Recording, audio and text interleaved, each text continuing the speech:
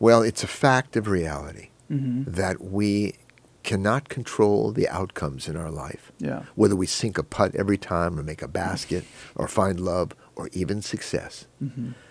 But we can control our efforts.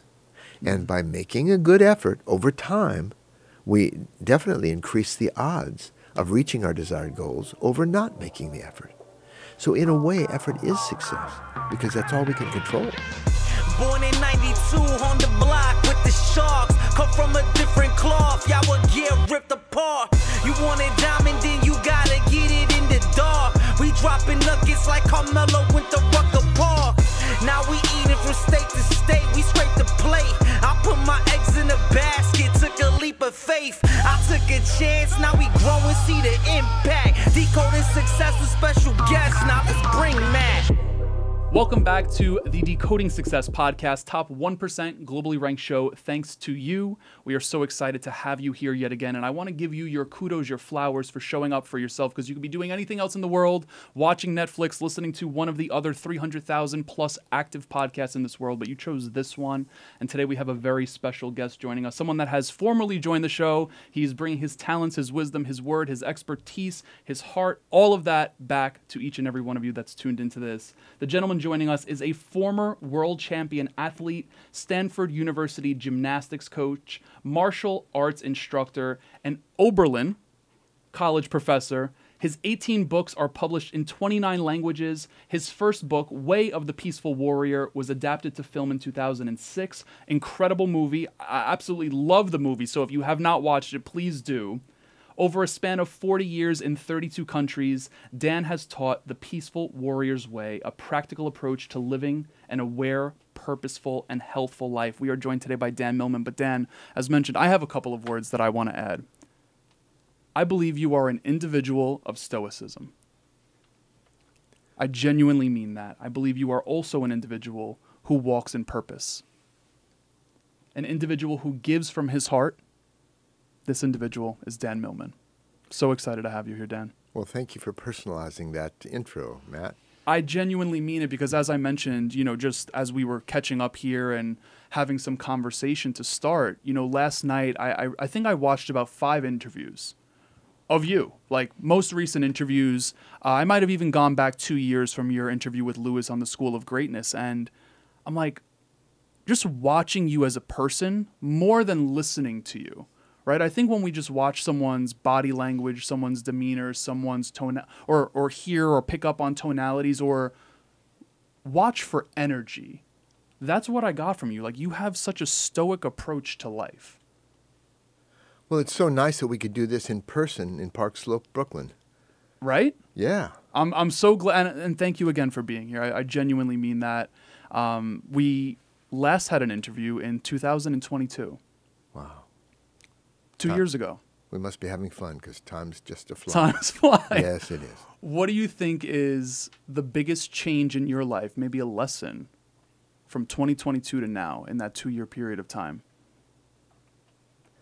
Well, it probably centers around our grandchildren, just seeing them grow. Okay. And rediscovering that childhood from the innocence of a babe, and I may even bring that example up later, to seeing them learn about the world. Yeah. And in a way, it's like reliving a childhood experience. So, yeah, because we came here for the grandchildren and 2 daughters who live here from California.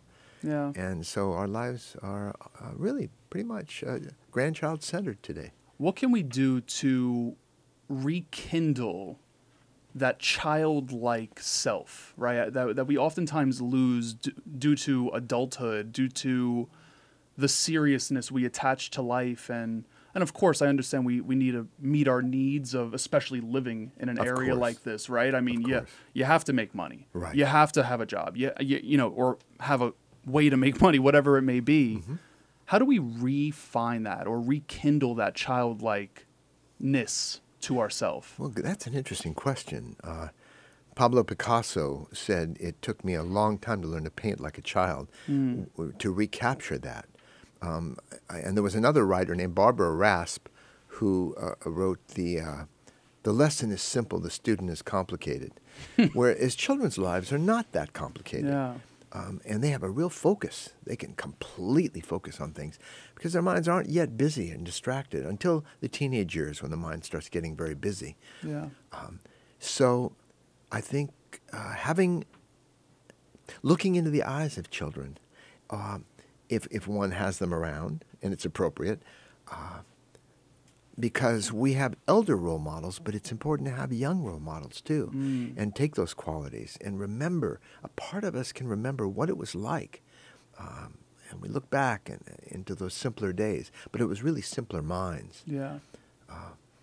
And it gives us a sense of perspective too, what's really important. Yeah. I love that you share that. The fact that, yes, it's great to have mentors, role models that are older, but equally as important is the ones that are younger. Yes. I think about it. I don't have children, nor do I have grandchildren, obviously, but my friends have children, and any time I am around their children, there is a sense of presence like no other.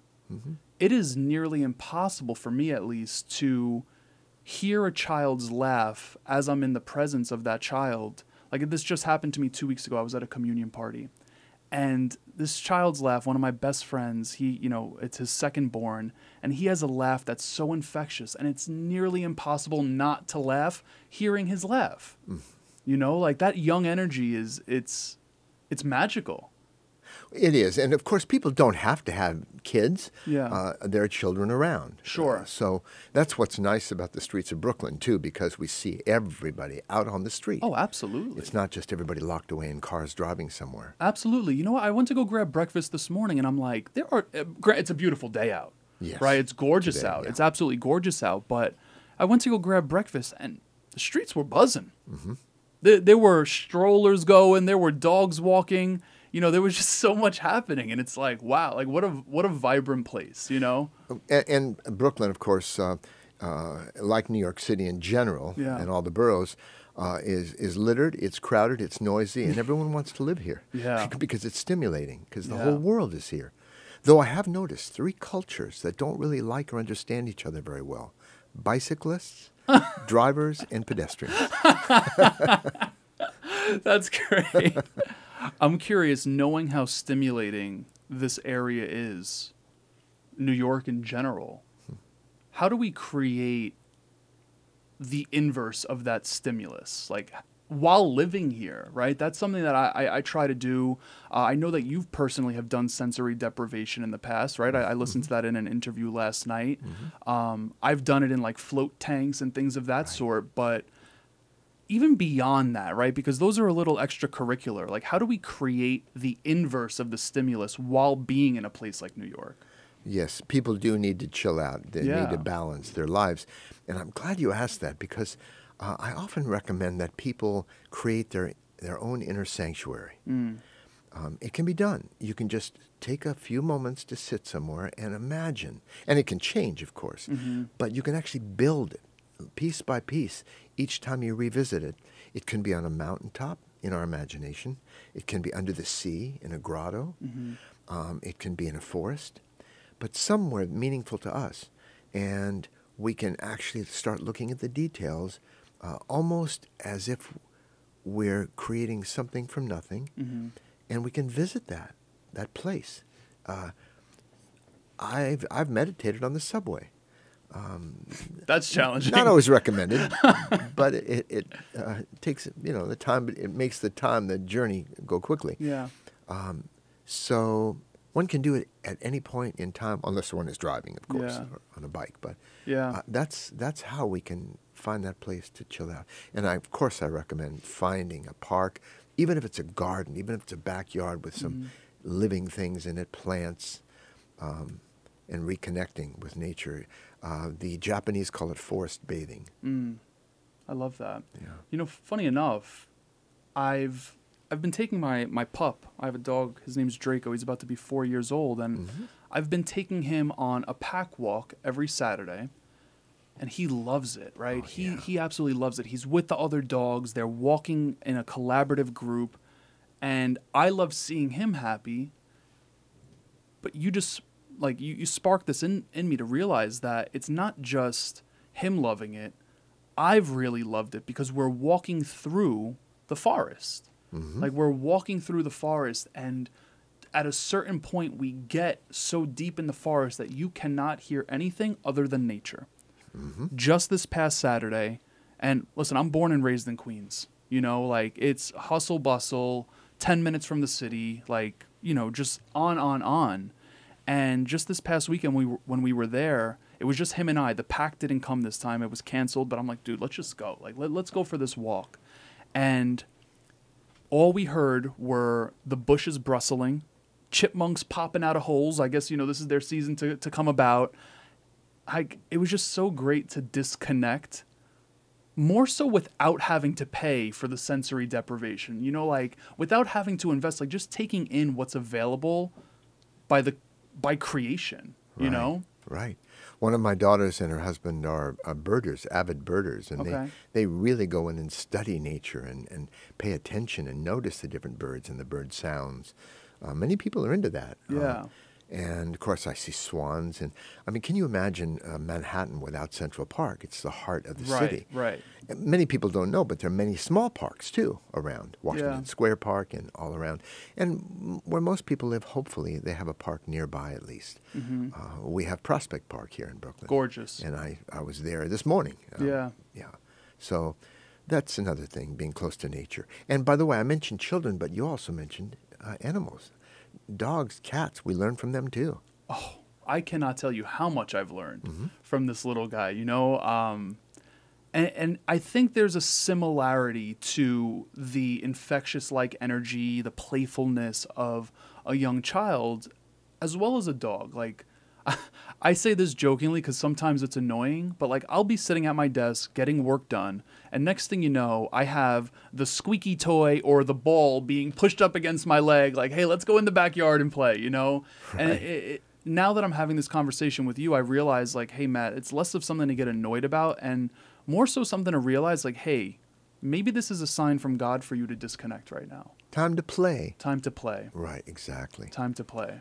Yeah. You know? Now, I don't know. If I were a listener right now, I'd be going, this is great. I'm enjoying the conversation, but let's get some substance, you know? And I want to jump to Decoding Success because I love the name of your show and the theme. I appreciate Decoding it, re-engineering, reverse engineering. Yeah. And I had some thoughts about this. I don't know if you want to jump in. You mentioned that via email. Absolutely. Yeah. Let's have a conversation. What are your thoughts? Yeah. Well, I think the first question for me about success is, successful at what? Because many people like the idea of success. Yeah. It means the achievement of a goal, I suppose. But I think we're all being very successful at being who we are right now. And we need to appreciate that too. To me, ideals are what we're striving toward. Reality is who and how we are now. Okay. So I have a different view of the idea of success than many people, perhaps. But to me, I would define success as making progress toward a meaningful goal, not just the destination. Because if we're aiming to climb a mountain, in a sense, we could say we fail with every step because we haven't reached the top yet. Yeah. But if we define success as every step in the right direction, then we can pat ourselves on the back. Hey, I just had a little success. There's another one. So to me, I believe we're, as you've heard me say before probably, or write, because I've written 3 books about life purpose. Yeah. I think we're hardwired goal seekers. And again, coming back to the granddaughter, when she was crawling, still that age, she wasn't doing it for a workout, to get a workout in, you know. She wanted her older brother's toy. So she had an aim. She had a goal. That's why she was crawling in the direction she was. And even from that age, I think we're the happiest when we're moving toward a goal. From our point A, we need a point B. And in the Peaceful Warrior movie, there's a scene where my character, Dan, played by Scott Meklowitz, I just contacted Scott through Instagram the other day. Awesome. We reconnected since 2006. And so Scott, playing Dan, has this revelation. He says, Socrates, after they hike up this big hill, I just realized it's not the destination that makes us happy, it's the journey. And there's some wisdom in that, of course, because most of our lives are spent on the journey. But without a destination in mind, there is no journey. We just wander around. So that's why we need to have something we're moving toward. There are people who are lost, who don't really have the self-concept or the hope of reaching a positive goal. So maybe they become fanatics, zealots, because at least it gives them some purpose. They join a mission, a larger mission, and they can be drawn in by anybody that promises, a righteous mission, whatever that may be. But if we can choose a positive purpose, in fact, a man named Shoma Morita, a Japanese psychiatrist, had 3 guidelines for living wisely and well, being successful, if you will. He said, accept your thoughts and feelings, whatever they are, positive or negative, as natural to you in that moment. And by accept, he meant, we might in meditation, just notice them. They're there. We accept them, we embrace them, yeah. We don't have to follow them, avoid them, resist them. Just notice, that's what's coming up for me now. That's what I'm experiencing. The second guideline, though, is what is your purpose? What are you moving toward? What do you want? That's a very important question for many of us. And the third is do what needs to be done in at least a small step in line with your purpose. And I've been drawn to that. No matter what you're feeling, whether you're confident or not, whether you're motivated or not, do what needs to be done in line with your purpose. And, I wrote one book called The 4 Purposes of Life, and that goes into 4 different purposes and all that, and we could touch upon it if you like. But the most important purpose is the one in this moment. Because I may not know my cosmic purpose, what I'm ultimately here for, or you are here for, but I do know my purpose right now, sharing with you, having a conversation. You know your purpose. So we always know our purpose in each moment. And by making progress toward that, that I would view as a small success. That's why I recommend people dream big, but start small, and then connect the dots. I love what you just shared at the end there. I loved a lot of what you shared. In fact, I'm taking some notes here to make sure that we're touching on this stuff. But I love how you shared how having essentially a focus on the micro, the moment, this moment, it's essentially easier for you to know your purpose if you focus on the micro. Right. I love that.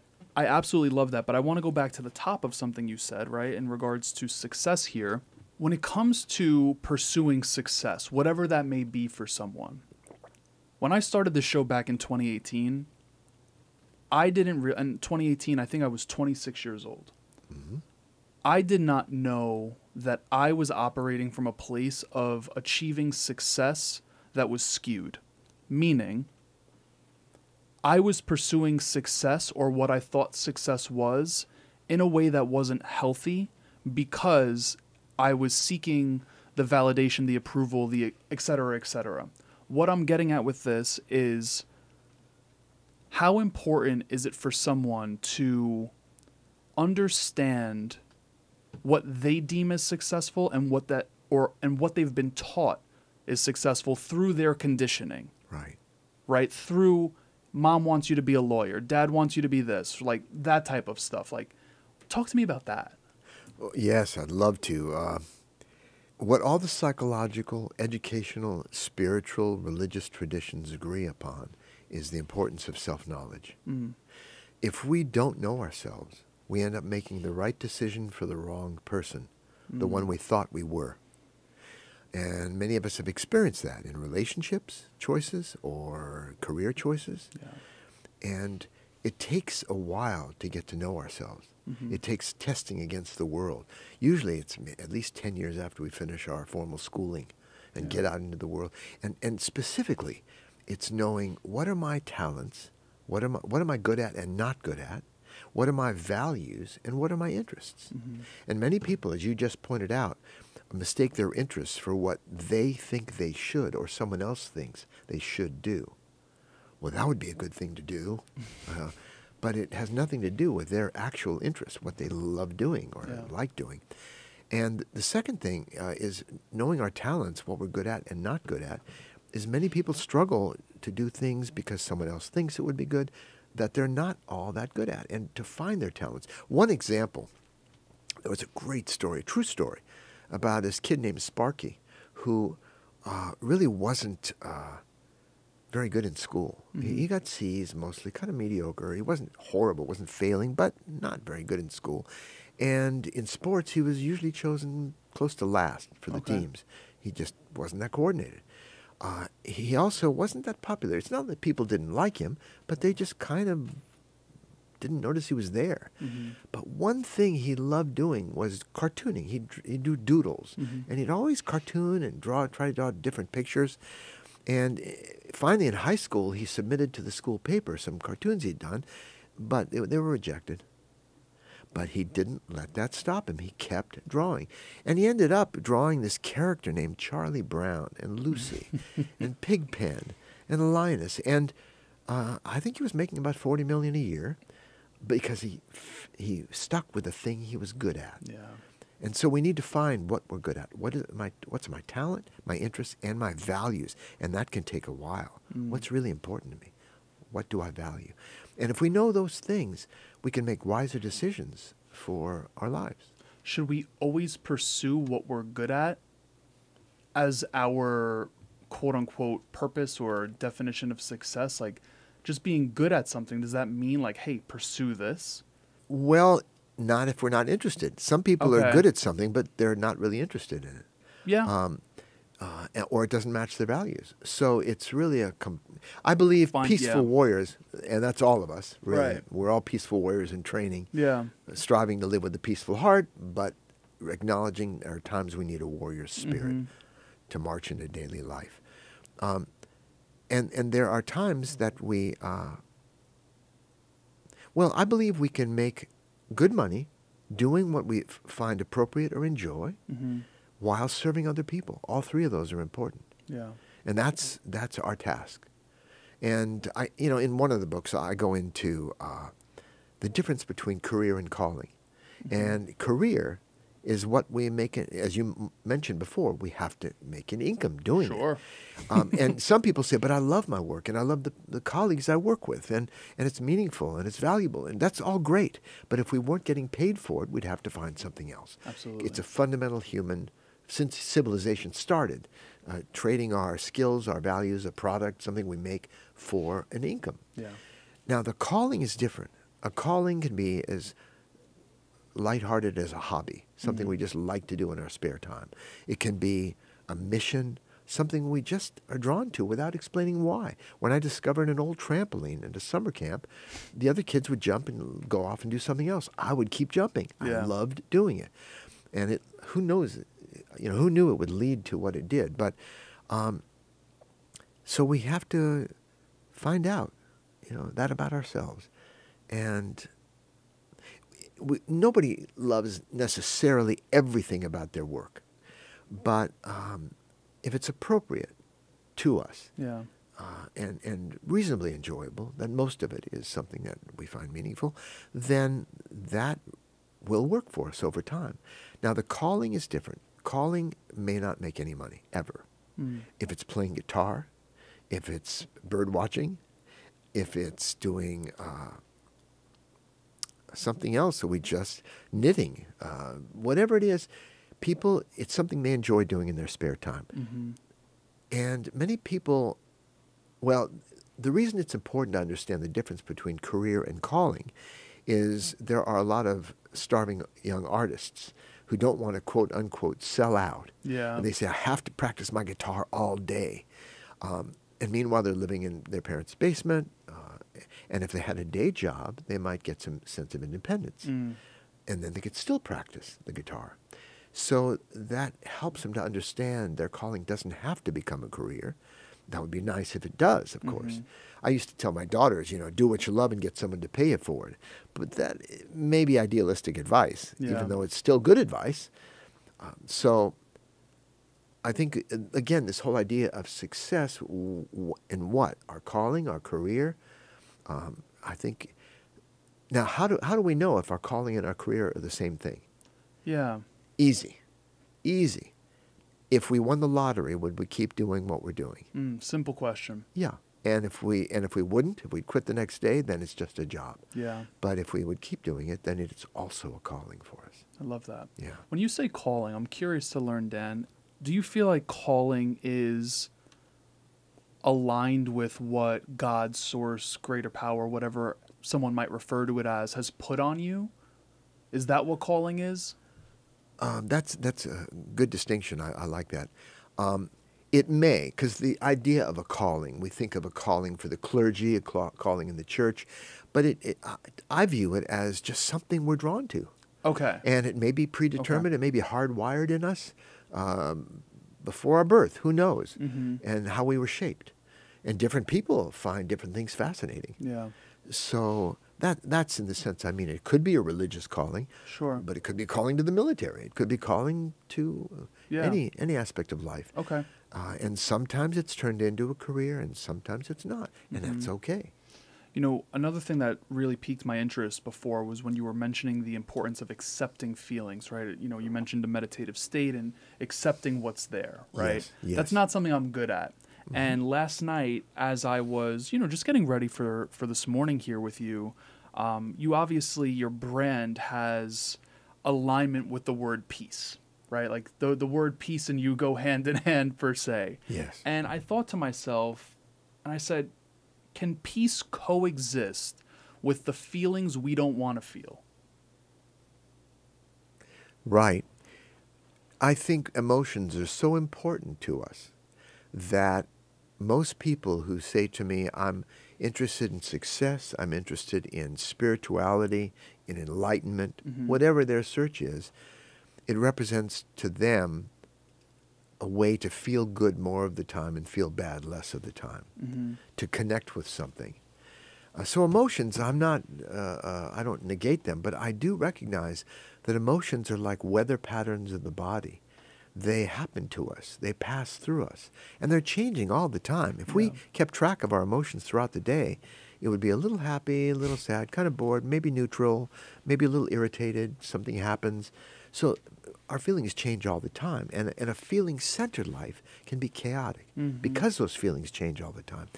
And we can't will ourselves to fall in love with someone if we don't like them. If we're in love with someone, we can't will ourselves just to stop. Yeah. So feelings, we can't will ourselves to change our feeling state in any given moment. There are many techniques people have in neurolinguistic programming and so on to try to change our emotional state. And those are ways to try to influence our emotions. And there are many ways to influence our emotions. Our posture, Yes. how we're breathing, how relaxed we are, looking at things from a more humorous angle. So there are many ways to influence, but the word influence means sometimes it works, sometimes it doesn't. Right. But control, I don't think so. We can't just by our will change the way we're feeling. The same with thoughts. Thoughts happen to us. They arise in our field of awareness. They just pop into our mind. Yeah. We don't say, I think I'll think this thought next. Thoughts just pass through us. And so we don't really have a spam filter in our heads. Yeah. Sometimes our thoughts are positive and sometimes they're negative. And I've been around the block. I've done a lot of work in this arena. Yeah. And I still have negative thoughts sometimes, so what? I just don't take them as seriously. And that's meditation. The one use of meditation is it gives us some distance and we don't mistake our thoughts for reality. Yeah. Because all of us look at life through a filter, like a window, and it's kind of muddied, distorted by our own projections, associations, beliefs. And one of the ideas, one of the benefits of, let's say, introspective practice, inner work, is it helps clear those windows. So we start to see life as it is, not as we would hope or wish or like it to be, but as it is. And we can respond to reality more appropriately that way, including our own reality. Absolutely. I was actually working on the meditation that you have on the website last night. I didn't get to the entire thing. The reason this comes up, because you're obviously mentioning meditation, but furthermore, I think I was on part 4 of it, right? Like there's a series of questions that you ask, which, holy cow, Dan. So to bring everyone up to speed, Dan has a meditation, and correct me if you say this differently, but essentially about death, right? And about, you know, experiencing that to an extent, right? Yes. And your questions leading up to it were, if you had 1 day, 1 hour, 1 week, 1 month left to live, what would you do? And I'm sitting there on the couch and I'm typing in all the answers as it's coming up, and I'm like, holy cow, like, I need to align my life now with a lot of the things that I'm saying I would be doing here, because I don't always do them. Mm-hmm. You know, the reason I bring all of this up is because why should we meditate on our death? Yeah, that's a very good question. Because one, all of us are going to die. Yeah. And for the young, death is just a distant rumor, as it should be. But it gives meaning to life. Because if we lived 1,000 years, what would that be like? Would we just kick back, Well, watch movies? People are trying to do that right now. Well, they're trying to do that, and we'll see. The natural lifespan, maybe they can increase it to 100, 120. But here's the thing. I was attending a lecture decades ago. Okay. And it was a Zen Roshi named Reb Anderson, his name was. A very good Zen teacher, very clear. And after the lecture, I went up to him and I said, Roshi Anderson, can you give me like 2 tips to meditate well? Because I've done some Zazen, I've done TM, you know, some of the popular kinds of meditations and various kinds. And he said, yes, there are 2 things you want to do. First, good posture. Yes. He said, you must sit not leaning forward into the future or backward into the past, but vertical in this present moment. And the second thing you need to do is die. And I knew he didn't mean physically die, but I thought about it later on, because that's all he said. And he meant psychologically die, let go of attachments. And in contemplating that, I said, what if I created a 4-minute meditation, which, by the way, I do almost every day, on the process of dying? Because we have different ideas about death. Yeah. Some people believe we ascend to a heavenly realm after death. Our soul ascends. Some people believe we're reincarnated. And there are many different ideas about what happens. But we do know this. Our body decomposes. And so this personality, this physical life, ends at some point, and who knows what happens after. But there are certain things we give up in the process of dying, whether it's very quick or slower. And the meditation on my website, it's one of my online courses. Good. You're mentioning the introduction to get people into this space. Now, you know, how many people say, oh, meditation on death, I'm so there. You know, most people would rather avoid that. But first of all, it helps reduce any fear of death because it becomes familiar, like an old friend. And we do know this, that when we die, we give up time, past and future, even though we might have a past life review. Some people report that. Yeah. We give up objects. We can't take it with us. We give up relationships. That's one of the hardest for me to go through that step. We give up action, moving, the ability to move and to have impact in life and have influence over other people. We give up emotions. We give up our senses, whether it's taste, smell, sight, sound, sensation. And when we give up those, we have no sense of being in a body anymore. So going through the meditation, we actually realize, it's a way of realizing very quickly who we really are, which is not somebody who's aware, but awareness itself. And finally, we cut that thread, which is we give up the self. This personality we've developed over time. So that's what this meditation takes people through. And why would we want to do that? Well, I mentioned one reason, it helps reduce fear of death, but the other is nothing I've done has helped me more to appreciate life. I knew that's what you were going to say. And what we actually have. We have all our senses. Because we tend to take it for granted. I sometimes ask people, if you woke up tomorrow morning and could fly, soar like Peter Pan, Superman, what do you think you'd feel? And people say things like ecstatic, liberated, elated, delighted. True. I know I would. But after a week, a month, a year, we would be taking it for granted like anything else. Yeah. So it's a reminder, a profound reminder. So now I go down the street and I'm just enjoying this, taking it in. So anyway, that's why I created that particular meditation. Yeah. As you know, there's a workout, also a 4-minute workout. Yes. So I have several online courses at the website. I'm going to make sure that's linked in the show notes of this Great. audio and on YouTube. But the first piece of advice you got when it came to how to meditate better was to let go of attachment. And I'm going to tie it into what we were talking about earlier in regards to success. When we have the end destination en route, how do we not latch on to that being the outcome? And I'm going to give you an example. The minute this show started, and this was 5+ years ago, almost 6 years ago. Oh, yeah. I said to myself, Matt, like, I want this to be the full-time thing that I'm doing. Like, I loved it. Conversations like this, it's a cheat code to life. Dan, if I didn't have the show, I don't know if you and I would be having a conversation like this, right? So I'm being mentored while amplifying. Like, it's such a beautiful thing, you know? Wonderful thing. And, yeah. So I said at that time, like, I want to have this show in a studio. And little by little, it's gotten here.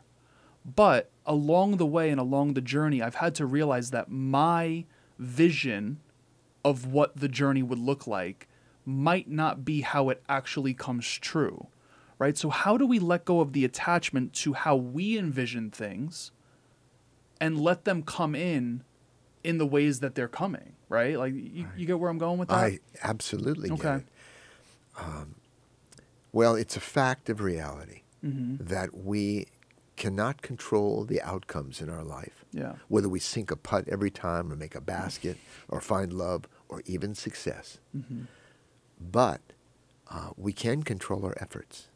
And by making a good effort over time, we definitely increase the odds of reaching our desired goals over not making the effort. So in a way, effort is success because that's all we can control. Yeah, so that's my approach to life.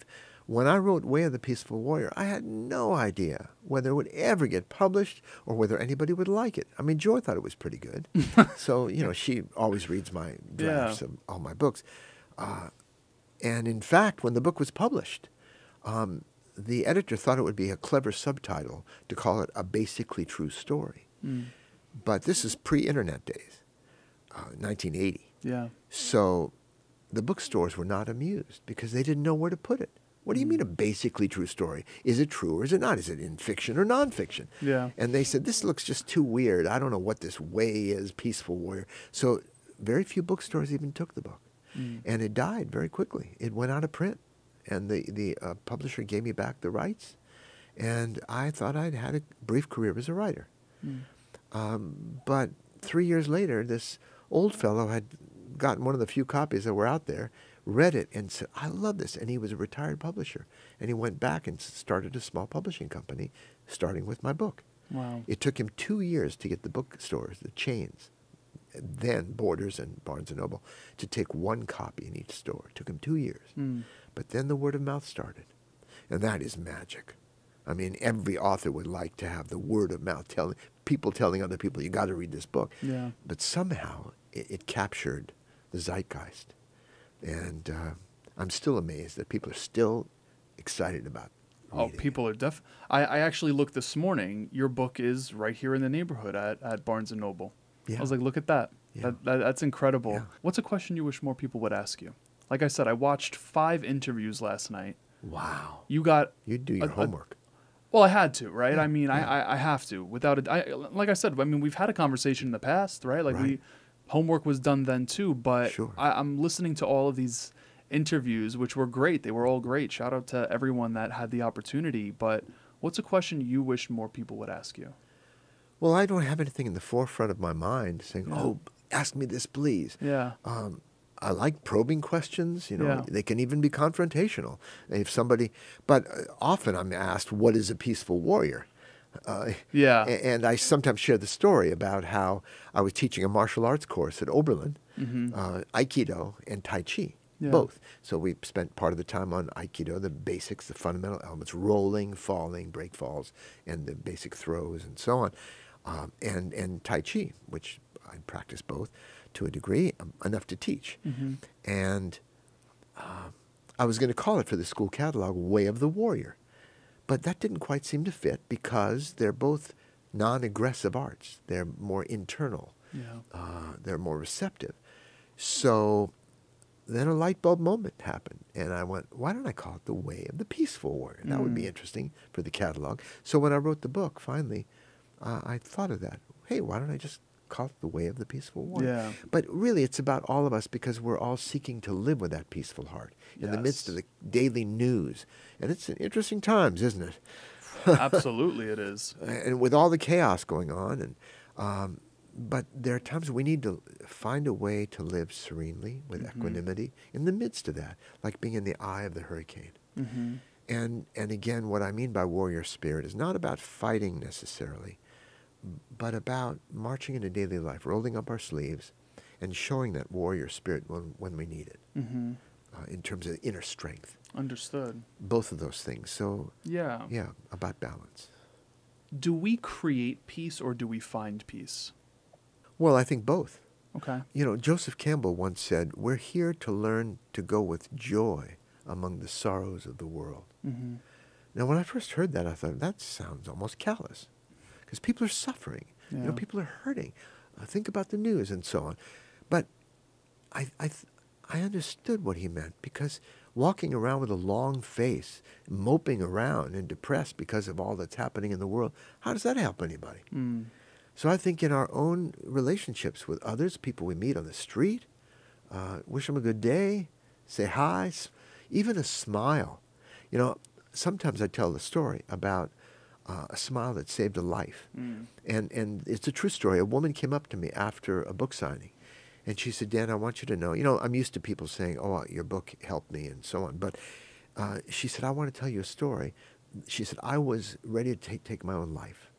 I was convinced no one cared about my life or me at all. I didn't really have many contacts or friends, and so I didn't care either. And she said, I was heading home, and I knew how I was going to do it. And she said, but as I was walking home, I was looking at the sidewalk in front of me, but I happened to glance up, and I noticed a nice-looking man walking toward me in the other direction. And he gave me this bright smile. Mm. And she said, I know it sounds crazy, but I wanted to hold on to that smile for a while. And that smile got me through the night. Wow. Because suicide is an impulsive act often. Yeah. And the next day she got some help. She spoke with someone. And she was still there and doing much, much better. That's incredible. Now that man will never know what his simple smile did. Mm-hmm. And so our smile may not save a life, but it might uplift somebody's day. Yeah. So little things like that can make a big difference. Absolutely. One of my favorite books, which I have not read in quite some time, I read it back in college because I felt like I was just very negative, right? I don't think people would have said that, but I think what was going on between the ears was negative. So I Googled, you know, what's a book to read to become more positive? And Norman Vincent Peale's book, The Power of Positive Thinking, came up. I had no clue that this book would be as God-focused as it was, but I picked it up and I read it, and it was great. And do I remember everything from every book I read? Absolutely not. But one thing that I remembered in this book in particular was something along the lines of what you just mentioned. He said, when you are passing someone on the street, say a prayer for them.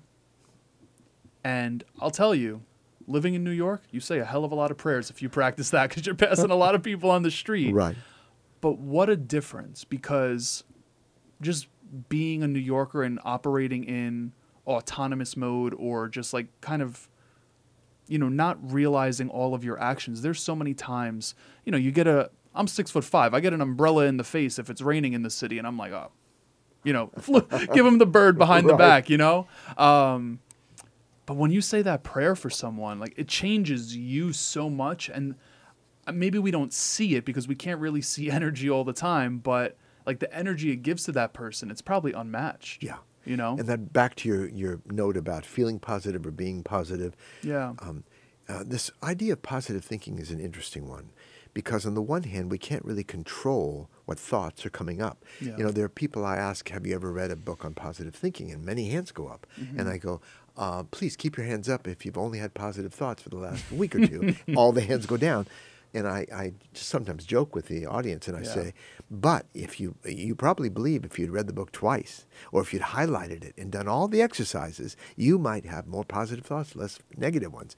Or that might be an idealistic notion. Because thoughts come and go as they will. And so it's not necessary. What many people mean by positive thinking is really positive living, positive attitude. It's looking at life through maybe, there's a saying, a wonderful Serbian proverb. 2 men looked out of prison bars. One saw mud, the other saw stars. And both mud and stars exist in this world. We don't want to deny it or ignore the mud, or we may step in it. But we also want to remember to look to the stars and the positive possibilities, the positive side of things. So that's, I believe what many people mean by positive thinking is really about changing our perceptual filters a little bit, rosier glasses. Glass, half full rather than half empty. Or give someone a drink. So that's the thing about being positive. On the one hand, we have no control over our thoughts, but we do have control over our behavior. And I was giving a talk at San Quentin Prison, I don't know, 15 years ago or so. And a man came up to me and said, one of the inmates in this insight program, he said, I have a problem with rage. And he was quite a big guy. And I said, no, you don't. And he said, you don't know me. Yes, I do. And he was getting pretty upset. And I said, no, rage is not a problem. Rage is an internal storm. It's like that weather passing through us. Rage never hurt anybody. But the problem is what you do when you're feeling rage. So now he had a handle on something he could control, which is his behavior. So a lot about the idea of positivity is about giving that smile, about saying that prayer. In fact, since you raised the point, I'm going to share something with your listeners that's a secret spiritual technique. Please do. It's called speaking from center. And if you put 2 guitars, for example, next to one another, and they're both in tune, and you pluck, say, the E string on one of the guitars, the E string will start to vibrate on the guitar next to it. It's called sympathetic or harmonic resonance. And it works the same with the human voice. If you speak from your mind, it will resonate the mind of the person you're speaking with. Nothing wrong with that. But if you speak from your heart, it resonates the heart of that person. It's very subtle. They may or may not notice it. But somehow, after you speak with them, they'll feel somehow a little better.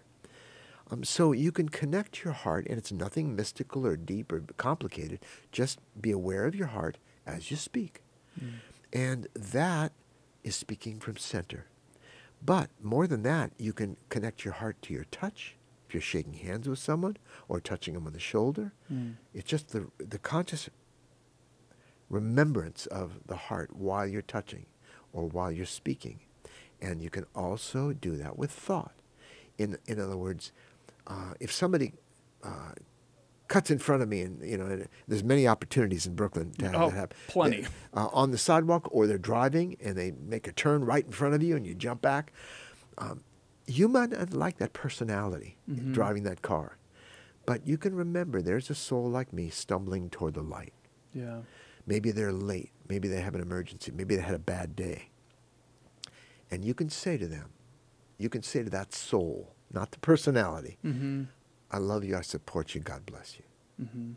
And the moment you remember to say that, what you were just saying, it's like a prayer, that it's an emotional healing for you, as well as maybe they'll feel that somehow. So these are subtle things we can do in everyday life. And nobody knows we're doing them. Absolutely. Yeah. How does someone deal with the potential discomfort or maybe feelings of fakeness that might come about if they feel the rage or the anger or the whatever, but they choose not to act on that and do the acting of the heart? right? Right. It might just feel weird. It's like, well, I don't really mean it, you know? Yeah, I don't really mean it because I'm not feeling it, right? Exactly. Yeah.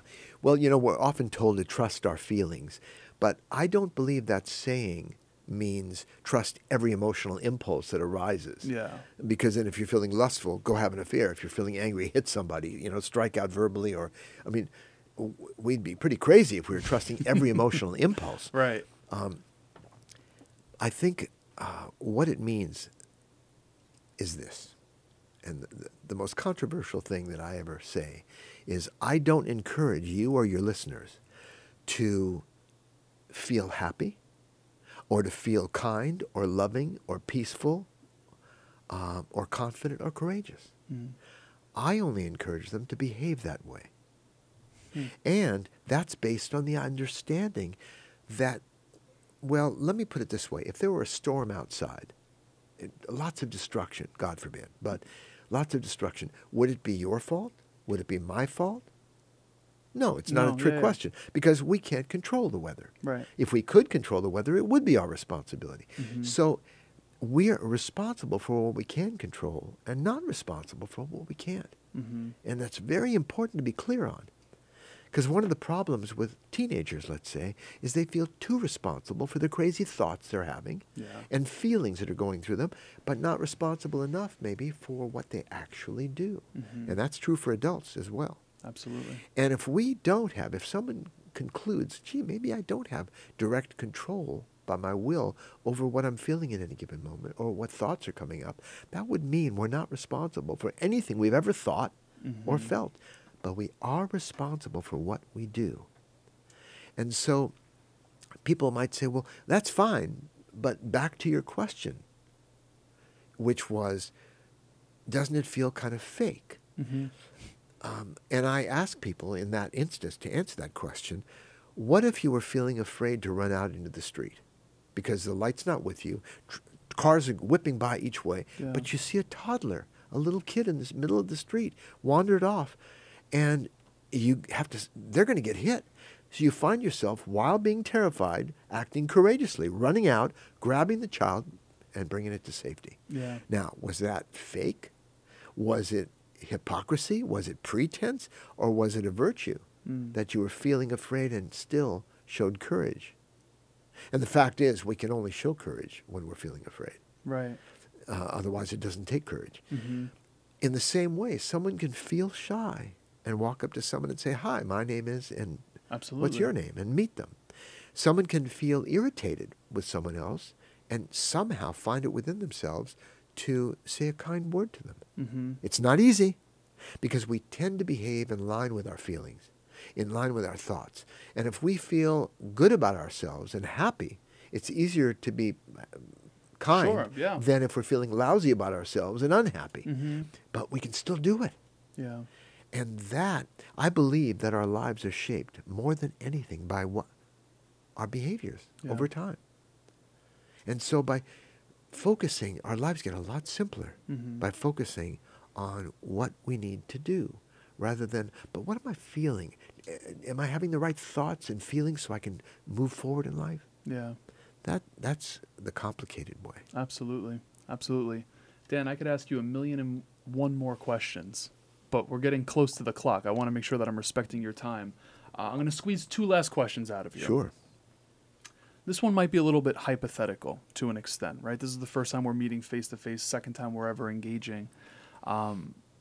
If I knew what Dan knows, how would my life be different?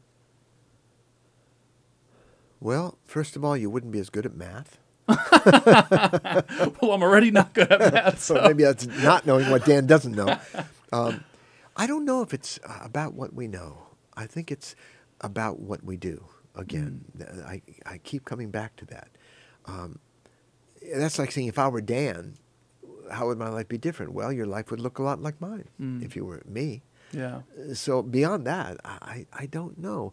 Many people who have seen the Peaceful Warrior movie or read my book think, oh, Dan met this old guy in a gas station, a wise old service station mechanic, looked a lot like Nick Nolte. And then he learned some things and now he teaches. But there was a 20-year intensive, 20-year period 2 decades dedicated to learning, working with 4 radically different mentors. One I call the professor, one I call the guru, one I call the warrior priest, and one I called the sage. And they had radically different approaches, but it was about the whole spiritual quest. Yeah. I write about that in my latest book, which was a memoir called Peaceful Heart, Warrior Spirit. So that's how I came to do what I do now, which is my career, my calling, teaching and writing. Yeah. I love that. 18 books. God bless. Yeah. That's incredible. That is incredible. I'm going to make sure the links to where people can get the books is in the show notes. The courses, as mentioned, the meditation that I just purchased last night, which is incredible. What else should we let people know about? What else do you have going on, Dan? Anything else that we should put in the show notes here? Well, what's a fun thing is if they click on the life purpose link, there are several options. Okay. They'll go to the life purpose calculator. And if listeners put in their date of birth, they'll get a taste of some rather interesting information about their life path. Interesting. And that's free. Is that astrology based? Well, yes, it is to do with the date of birth. But there's more to explain about that. I won't now. But it has uncanny accuracy. Really? Yeah, and they can go in and get free information. It's called the Life Purpose app. And they can get free information, but if they do, the usual in-app purchase, they get much more details.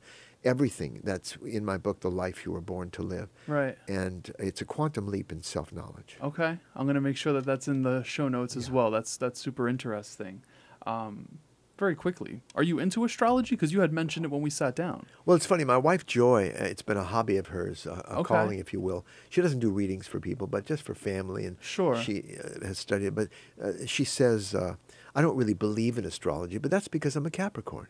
That's great. So I haven't studied it, but this method that I do teach, I call the life purpose system, is much more accessible because you have to be really good at synthesizing a whole chart to do astrology or find someone you trust to do that for you. But this system gives a leap in awareness. Yeah, that's so interesting. I actually did my first reading probably a couple years ago. I mean, I'm born Roman Catholic, so I went to Catholic school my whole life. You're kind of taught hey, it's the Bible and that's it, nothing else. Right. I've expanded now to say to myself, well, if God created someone and gave them that ability, to me, that's an open invitation to explore that gift. Good. That's a broader view. Exactly. That's a more Catholic view, actually, a broader view. And people have been striving to understand themselves and other people for many, many years. And there's been many systems, psychology tests, and so on, to understand ourselves. And this is one tool that helps us to gain insight into ourselves. I wrote the book so we could have more compassion for ourselves and for other people, knowing there's one journey but many paths. Yeah. And we have we're all fighting our own battles. And so it's important to understand, even those people in high school or middle school who were in the elite group, the mean girls and the so-called, the popular boys, they were struggling too. They just had better acts. But they had their own battles. We all do. And that helps us to remember to have compassion for other people. Absolutely. Yeah. Absolutely. Last question for you here. Sure. Dan, you put out as many books into this world as you'd like. You have 18. Maybe you double that. You speak on as many stages. You hop on as many podcasts. You do everything you are called to do. You pursue it all. But when someone thinks of Dan, they initially think of one piece of advice attached to your name. What is that piece of advice you want people to remember you for? Which you've given a ton, by the way, just here on this episode. So. Yeah, I could talk about life purpose. I could talk about living in the present moment. The movie makes a big deal of living in the present moment and the value of that, which we didn't even get into, but maybe we did in our last podcast. Well, to answer that question, I'd like to, and appropriately with a brief story about Aldous Huxley, the writer of Brave New World.